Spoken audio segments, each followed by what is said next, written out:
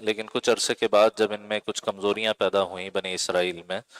تو وہاں کی جو قبطی قوم تھی مصر کی، وہ ان کے اوپر حاکم ہو گئی۔ فراعنہ مصر کا دور شروع ہوا، انہوں نے بنی اسرائیل کو سخت اذیتوں میں مبتلا کیا، غلامی کی زندگی گزارنے پر مجبور کیا۔ اللہ سبحانہ و تعالیٰ نے موسیٰ علیہ السلام کو بھیجا، اور ان کے بنیادی طور پر دو مقاصد تھے۔ ایک یہ کہ فرعون اور آل فرعون کو ایمان کی دعوت دیں، ہدایت کی طرف بلائیں، اور دوسرا بنی اسرائیل کو فرعون کے چنگل سے آزادی دلا کر واپس ارض مقدس فلسطین میں ان کو آباد کریں۔ چنانچہ جب وہ نکلے ہیں ارض مقدس کے لیے، رستے میں سمندر آیا، اللہ سبحانہ و تعالیٰ نے معجزانہ شان کے ساتھ بنی اسرائیل کو نجات دی، فرعون اور آل فرعون غرق ہوئے۔ صحرائے سینا میں پہنچے، اب صحرائے سینا کراس کرتے ہوئے ان کو موسیٰ علیہ السلام نے خطاب کیا۔ سورۃ المائدہ میں اس کی تفصیل آتی ہے کہ دیکھو یہ ارض مقدس یہ اللہ تعالیٰ نے تمہارے لیے پہلے سے لکھ دی ہے، صرف تمہارا کام ہے اس میں داخل ہو جاؤ، داخل ہو جاؤ گے اللہ تمہیں فتح عطا کر دیں گے۔ لیکن قوم نے کیا کہا کہ یہاں پر جو قوم اس وقت آباد تھی ارض مقدس میں، ان کو عمالقہ کہا جاتا۔ اس لفظ کی طرف ریفرنس آج کل بھی آپ نے سنا ہوگا، یہ جب سے یہ ارض مقدس میں حالیہ جو جنگ ہے جو پچھلے 1.5 سال سے جاری ہے، تو اس کے آغاز میں بعض لوگوں نے بلکہ خود صہیونی وزیر اعظم نے ریفرنس دیا تھا ایمیلک کے نام سے، کہ جناب یہ عمالقہ جو ہیں ان کے مردوں کو قتل کرنا، ان کی عورتوں کو اپنے لیے حلال سمجھنا، ان کے جانوروں تک کو ختم کرنا، یہ سب ہمارے لیے جائز ہے اور ہمیں اس کا حکم دیا گیا ہے ہماری بائبل میں۔ وہ اس لفظ کا اطلاق فلسطینیوں پہ کر رہے ہیں، مسلمانوں پہ کر رہے ہیں، حالانکہ وہ اس وقت وہ قوم جو ارض مقدس پر قابض تھی ان کے حوالے سے ان کو حکم تھا کہ ان کے خلاف جہاد کرنا۔ اور یہ بزدلی کا شکار ہو گئے، انہوں نے کہا کہ بھئی ان فیہا قوما جبارین، یہ بڑی جابر قسم کی، بڑی طاقتور قسم کی قوم اس وقت ارض مقدس پر قابض ہے، اور جب تک یہ یہاں ہے تب تک ہم داخل نہیں ہوں گے، یہ نکل جائیں تو ہم داخل ہو جائیں گے۔ موسیٰ علیہ السلام نے بہت سمجھایا، ان کے دو نائبین نے، ہارون علیہ السلام اور ان کے دو نائبین نے، انہوں نے بھی مزید سمجھایا کہ صرف شہر میں داخل ہونا ہے، اللہ تعالیٰ خود فتح عطا کر دیں گے۔ لیکن پھر بھی بزدلی کا شکار رہے، کہا اذهب انت وربك فقاتلا انا هاهنا قاعدون، آپ جائیے، آپ غرب جا کے جنگ کیجئے۔ اب تک سارے کام معجزات سے ہوتے رہے ہیں، فرعون بھی غرق ہوا، سمندر پھٹا معجزے سے، صحرا میں دھوپ تھی تو بادل معجزے سے آ گیا، صحرا میں پیاس لگی تو اس پر پتھر پر عصا مارا تو 12 چشمے پھوٹ پڑے، من و سلوہ نازل ہو رہا ہے، سارے کام معجزے سے ہو رہے ہیں، یہ کام بھی معجزے سے کرتے ہیں۔ آپ جائیے، آپ غرب جا کے جنگ کیجئے، ہم تو یہیں بیٹھے ہیں۔ اس جہاد سے انکار کی وجہ سے موسیٰ علیہ السلام انتہائی پریشان ہوئے، اللہ تعالیٰ کے حضور دعا کی کہ اللہ میرے پاس اختیار تو صرف میری اور میرے بھائی کی جان کا ہے، بس فَافْرُقْ بَيْنَنَا وَبَيْنَ الْقَوْمِ الْفَاسِقِينَ، ہمارے اور اس فاسق قوم میں اب جدائی ڈال دیجئے۔ اللہ سبحانہ و تعالیٰ نے حکم دیا کہ 40 سال تک ارض مقدس میں داخلہ ان کے لیے حرام ہے، صحرا میں پھرتے رہیں گے، بھٹکتے رہیں گے۔ سفر شروع کرتے تھے، جب ارض مقدس کے قریب پہنچتے تھے، شام ہو جاتی تھی، آرام کے لیے لیٹتے تھے اس ارادے سے کہ کل یہیں سے سفر جاری کریں گے، اگلے دن اٹھتے تھے تو وہیں پہنچے ہوئے ہوتے تھے جہاں سے سفر شروع کیا۔ 40 سال تک یہ سلسلہ چلتا رہا۔ پھر حضرت موسیٰ علیہ السلام کے نائب حضرت یوشع ابن نون علیہ السلام، جو بعد میں ان کو نبوت ملی، ان کے زمانے میں انہوں نے جہاد کی ترغیب دی، تو صحرا کی سختیوں کو جھیل کر کچھ ان کے اندر غیرت آئی، انہوں نے کچھ علاقوں پر قبضہ کیا، لیکن عمالقہ کی قوم ابھی تک ارض مقدس کے بڑے حصے پر قابض رہی۔ پھر کافی عرصے کے بعد حضرت شموئیل علیہ السلام ایک نبی تھے، ان کے زمانے میں اس قوم نے اپنے نبی سے کہا کہ ہمارے لیے کوئی بادشاہ مقرر کر دیجئے، کوئی سپہ سالار مقرر کر دیجئے، ہم جا کر اس عمالقہ کی قوم کے خلاف جہاد کریں گے اور ارض مقدس کو واپس لیں گے۔ اللہ سبحانہ و تعالیٰ نے حضرت طالوت کو ان کے لیے سپہ سالار مقرر کیا، حضرت طالوت نے لشکر تیار کیا اور ارض مقدس کی طرف چلے اس جنگ کے لیے۔ اس پوری تفصیل کا تذکرہ، یعنی یہ جو حضرت طالوت کی سرکردگی میں جنگ ہوئی ہے، یہ سورۃ البقرہ میں دوسرے پارے کے اختتام پر ہے، جہاں یہ دعا واقع ہوئی ہے۔ ابتدا میں حضرت طالوت نے اپنی قوم کا امتحان لیا، اپنے لشکر کے ساتھیوں کا امتحان لیا، کہا ان اللہ مبتلیکم بنہر، دیکھو اللہ تعالیٰ ایک نہر کے ذریعے تمہیں آزمائے گا، ایک پانی کی نہر آئے گی، اچھا یہ تھے سفر کر کے آ رہے تھے صحرا سے، سخت پیاس کا عالم، سخت گرمی، اور جیسے ہی پانی کی نہر آئی فرمایا دیکھو اللہ تمہارا امتحان لے گا، فمن شریب منہ فلیس منی، جو اس میں سے اچھی طرح پیٹ بھر کے پانی پی لے گا اس کا مجھ سے کوئی تعلق نہیں، وہ میرے ساتھ آگے نہیں جائے گا۔ اور وَمَن لَّمْ يَطْعَمْهُ فَإِنَّهُ مِنِّي، جو اس میں سے نہیں پیے گا وہ میرے ساتھ ہے، إِلَّا مَنِ اغْتَرَفَ غُرْفَةً بِيَدِهِ، کوئی چلو بھر پانی کوئی پی لے تو الگ بات ہے، پیٹ بھر کر اچھی طرح سیراب ہو کر جس نے پانی پی لیا اس کا مطلب یہ وہ میرے ساتھ نہیں جائے گا۔ یہ گویا اس طرف بھی ایک اشارہ تھا کہ چونکہ جنگ میں سپہ سالار کا حکم ماننا، یہ موت اور زندگی کا فیصلہ اسی پر ہوتا ہے، فتح اور ناکامی کا سارا دار و مدار اسی پر ہوتا ہے، تو ایک اس کی ٹریننگ دی جا رہی تھی، اس کی تربیت دی جا رہی تھی، اور دوسرا اس طرف بھی بعض مفسرین کہتے ہیں اشارہ ہے کہ یہ پانی جو ہے، یہ نہر، یہ دنیا سے کنایا ہے، تو دنیا میں سے تم نے اپنا کتنا دل اس دنیا میں لگایا ہوا ہے، یہ اس کی ایک علامت۔ تو جو اس دنیا سے دل لگا لے گا اور جو یہاں کی آسائشیں اور جو یہاں کی نعمتیں ان کے اندر ایسا مگن ہو جائے گا کہ اپنی خواہشات کو اپنے قابو میں نہیں رکھ سکتا،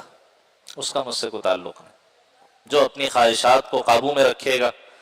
اور ضرورت پڑنے پر اپنی جائز خواہش کو بھی قربان کرے گا وہ میرے ساتھ آگے چلے گا۔ یہ ایک دنیا کی محبت اور دنیا میں اپنی آسائشیں پوری کرنے اور اپنی لذتیں پوری کرنے سے بھی ایک کنایہ اس کو قرار دیا گیا۔ قرآن مجید کا بیان ہے کہ اکثر نے پیٹ بھر کر پانی پی لیا، چند لوگ تھے حضرت طالوت کے ساتھ کہ جو اس میدان میں پھر آگے گئے ہیں مقابلے کے لیے، اور یہ کتنے تھے بعض روایات سے پتہ چلتا ہے اتنے ہی تھے جتنے میدان بدر میں تھے، 313 کے قریب جتنے میدان بدر میں نبی صلی اللہ علیہ وسلم کے ساتھ تھے تقریباً اتنے ہی تھے جنہوں نے اس حکم کی پیروی کی اور حضرت طالوت کے ساتھ پھر آگے گئے۔ اب جو پیٹ بھر کر پانی پی چکے تھے، چونکہ وقت کے اپنے سپہ سالار کی بھی نافرمانی کی اور گویا اپنے ڈیزائرز اور اپنی خواہشات کے آگے سرنڈر کر دیا، ان کے اندر بزدلی پیدا ہو گئی، خوف پیدا ہو گیا، اور انہوں نے کہا کہ لا طاقت لنا اليوم بجالوت وجنودہ، آج تو جالوت اور اس کے لشکر کے مقابلے میں ہماری کوئی طاقت ہی نہیں۔ ان کی نظر چونکہ وہ دنیا پرست تھے اس لیے ظاہری جتنے میٹرکس ہوتے ہیں، جتنے میجرمنٹ کے نمبرز ہوتے ہیں، سٹیٹسٹکس ہوتے ہیں، اس پر نظر تھی۔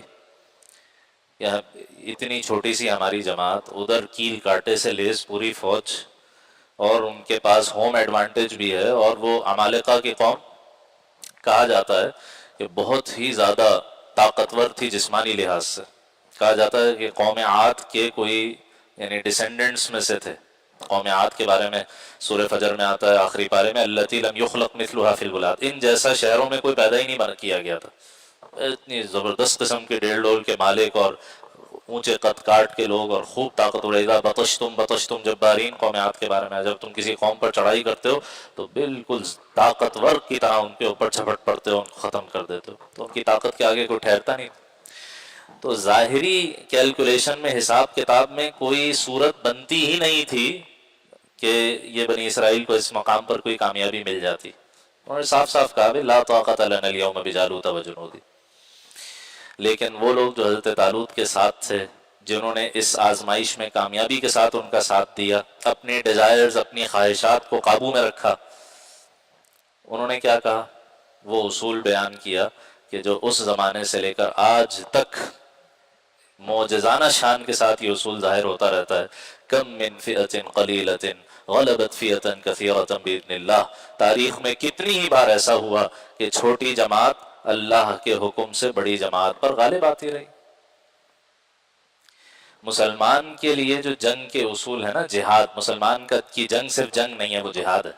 مقدس فریضہ ہے، اس جہاد کے اصول بالکل اور ہیں۔ ہمارے لیے اصول کیا ہے؟ سورہ انفال میں جو اللہ نے حکم دیا وَأَعِدُّوا لَهُم مَّا اسْتَطَعْتُم مِّن قُوَّةٍ، جتنی تمہارے اندر استطاعت ہے اتنی قوت جمع کرو۔ اچھا یہ قوت دو طرح کی ہے، ایک ہے ظاہری اور مادی قوت، من رباط الخیل، ٹھیک ہے، جو اس زمانے میں قوت کیا تھی؟ گھوڑے تھے جو جنگ کے لیے تیار کیے جاتے تھے، اور اسی طرح دیگر اسلحہ وغیرہ، یہ تو ہو گئی ظاہری تیاری۔ اس میں بھی کہا مستطاعتم، جتنی تمہارے اندر استطاعت ہے۔ اور استطاعت کا ایک مطلب یہ کہ جتنا تم جمع کر سکو، اور دوسرا مطلب یہ جتنا شریعت تمہیں اس کی اجازت ہے، شریعت کے دائرے کے اندر رہتے رہتے کوئی ایسی طاقت یا کوئی ایسا کام نہیں کر سکتے جو شریعت کے خلاف ہو۔ شریعت نے جو جہاد کے اصول اور کنفرنٹیشن کے اصول دیے ہیں اس کے خلاف ایسا کوئی کام نہیں کر سکتا۔ اور جتنی تمہاری طاقت ہے بس اتنی جمع کرو۔ یہ کہیں مطالبہ نہیں ہے کہ جناب جب تک آپ اپنے دشمن کو ویپن فار ویپن میچ نہیں کریں گے تب تک آپ مقابلہ نہیں کر سکتے،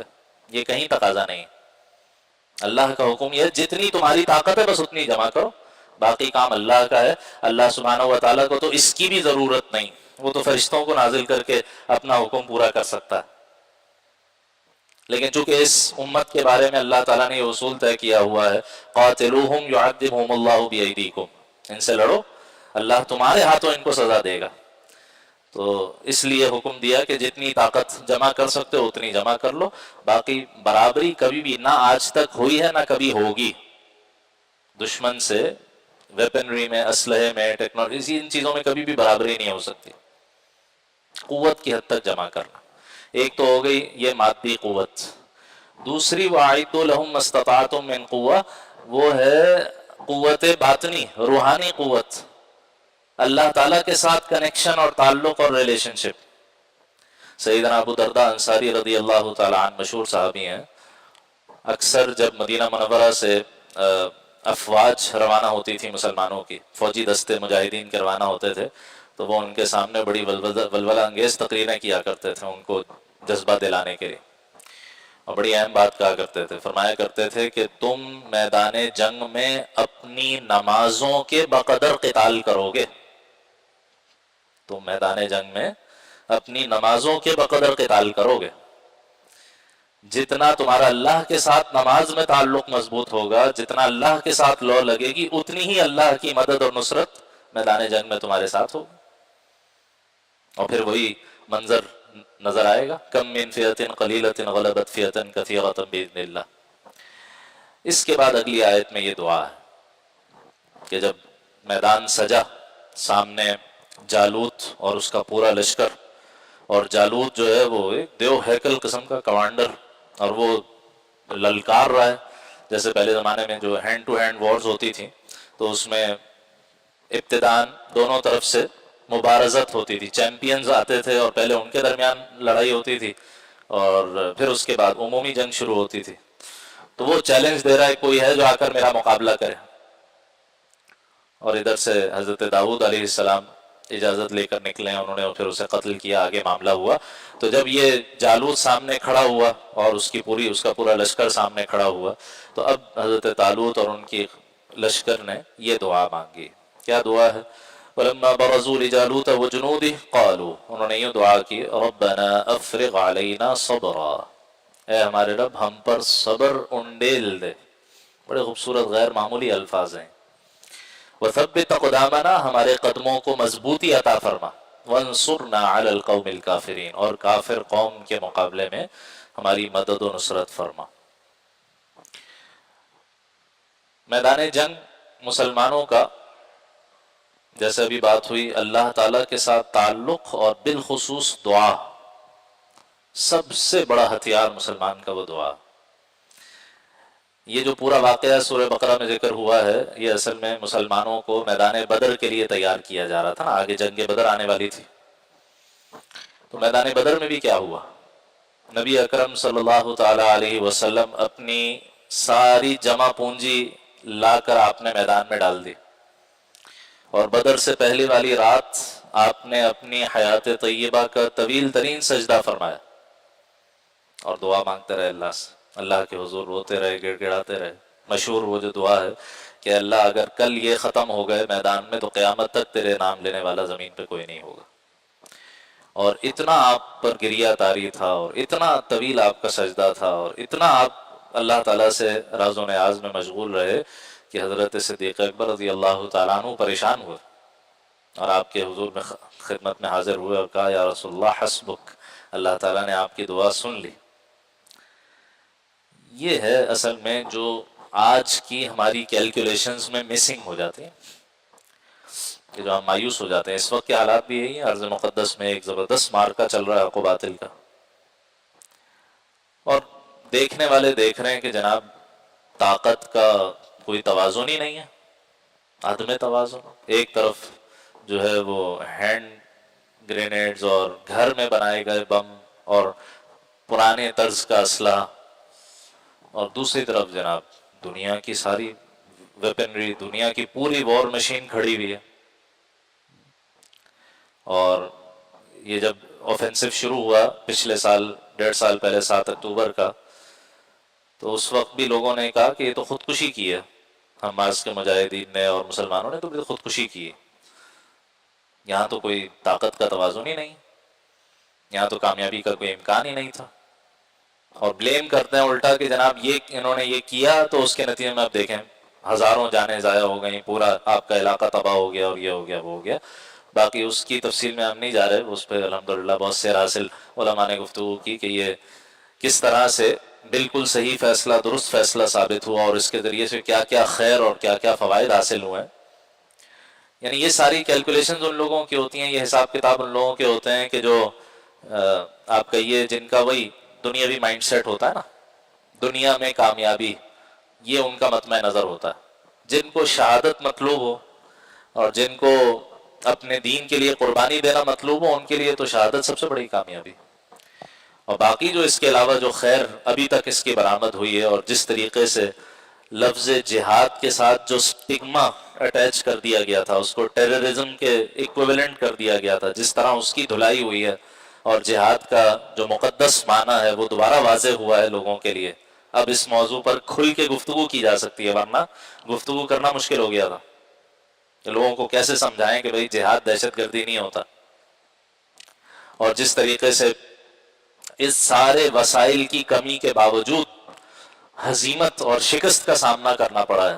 یہ جو بمباری پہ بمباری کرتے چلے جا رہے ہیں، یہ ان کی بوکھلاہٹ کا اظہار ہے نا۔ ایک مقصد بھی جو جنگ شروع کرتے وقت بیان کیا گیا تھا، ایک مقصد آج تک وہ حاصل نہیں کر سکے۔ اور مذاکرات کی میز پر آنے کا مطلب یہ ہوتا ہے کہ ہم نے شکست تسلیم کرنی۔ طاقتور اگر میز پر آ جائے مذاکرات کے لیے تو یہ اس کی ناکامی ہوتی۔ بہرحال تو مسلمان کا سب سے بڑا ہتھیار میدان جنگ کا وہ دعا، اللہ سبحانہ و تعالیٰ ہی کامیابی عطا فرماتے ہیں، اللہ سبحانہ و تعالیٰ آزماتے بھی ہیں اور پھر بالآخر کامیابی بھی عطا فرماتے ہیں۔ جیسے سورہ انفال میں کہا گیا وَلَمْ تَقْتُلُوهُمْ وَلَكِنَّ اللَّهَ قَتَلَهُمْ، اے مسلمانوں تم یہ نہ سمجھنا کہ بدر میں تم نے قتل کیا ہے، مشرکین کے 70 بڑے بڑے سردار مارے گئے، وہ تم نے مارے، نہیں، اللہ نے مارا۔ تم تو ایک ٹول تھے، ایک آلہ تھے، اصل تو اللہ تعالیٰ کی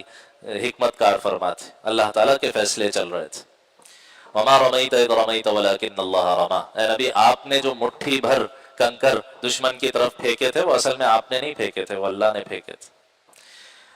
تو جب مومن اللہ سبحانہ و تعالیٰ کے فیصلوں کا ٹول اور ذریعہ بن جائے، بس یہ اس کی کامیابی،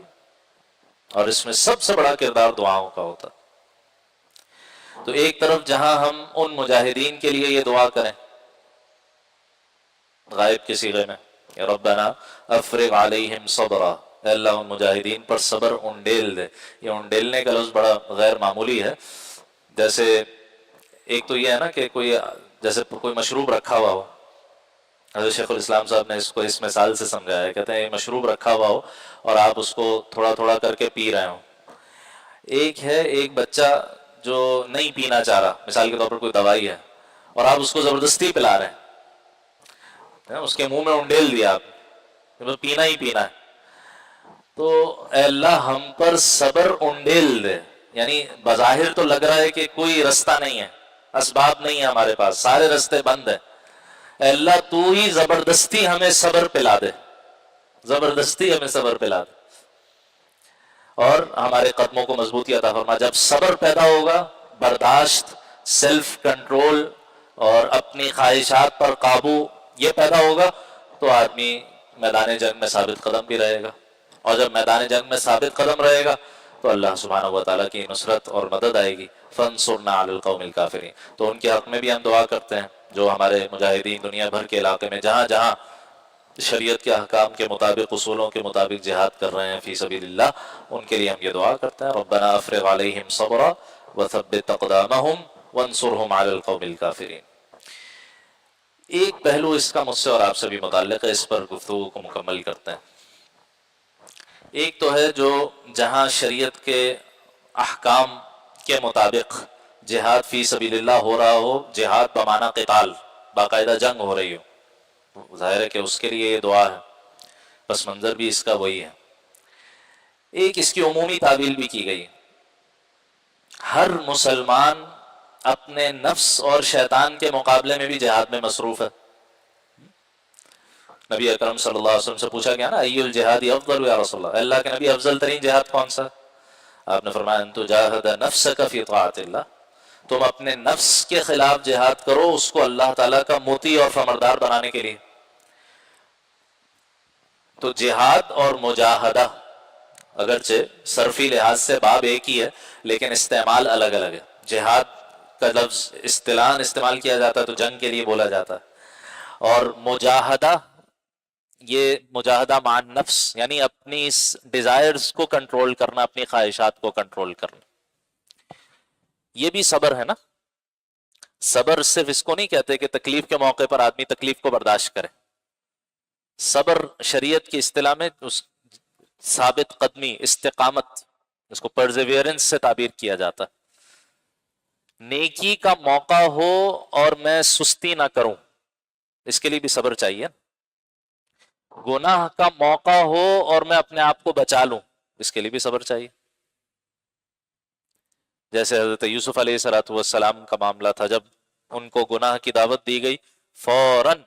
کیا الفاظ کہے؟ معاذ اللہ، اللہ کی پناہ،